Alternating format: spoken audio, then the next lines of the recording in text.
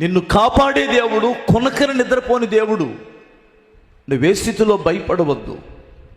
భయం నిన్ను ఎందుకు వెంటాడుతుంది? భయపడవద్దు. నీ పక్షాన ఉన్నటువంటి వాడు యుద్ధము చేసేవాడు.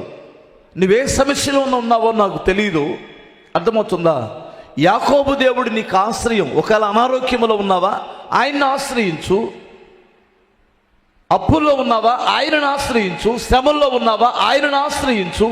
కోర్టు సమస్యల్లో ఉన్నావా, ఆయనను ఆశ్రయించు.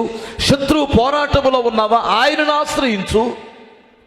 నువ్వు మనుషులను ఆశ్రయిస్తే నీకు ఒరిగేదేంటో ఒక్కసారి చెప్పండి. నీవు నమ్ముకున్న దేవుడు, నువ్వు ఆశ్రయించవలసిన దేవుడు యాకోబు దేవుడిని ఆశ్రయించాడు కదా. అదే కదా బైబిల్ చెబుతుంది. అతని స్థితిగతులు మారడానికి కారణం అదే కదా.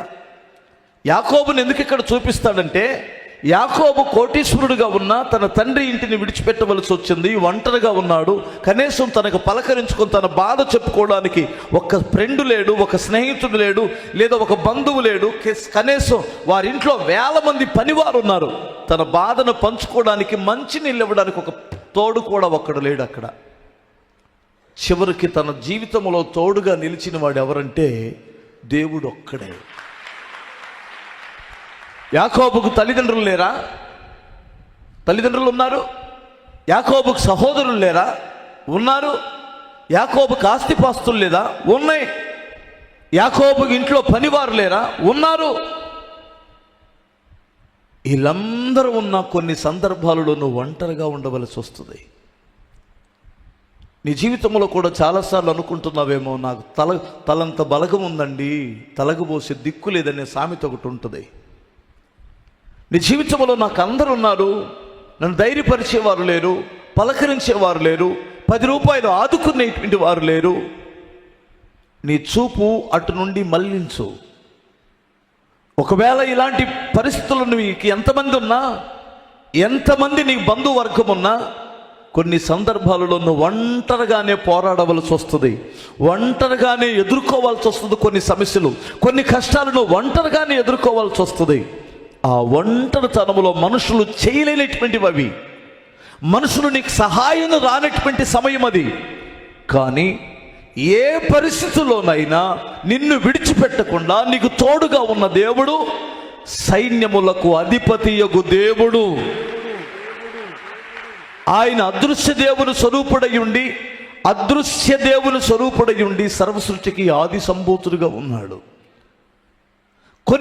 కొన్ని స్థలాలకి మనుషులు నీతో రాలేరు. కొన్ని పరిస్థితులు నువ్వు చేయని నేరానికి జైలుకి వెళ్ళాల్సి వస్తే, పోలీస్ స్టేషన్కి వెళ్ళాల్సి వస్తే మనుషులు ఎవరు రారు. హాస్పిటల్లో జాయిన్ అవ్వాల్సి వస్తే నీ బెడ్ మీద ఏ మనుషులు పడుకోరు. అర్థమవుతుందా?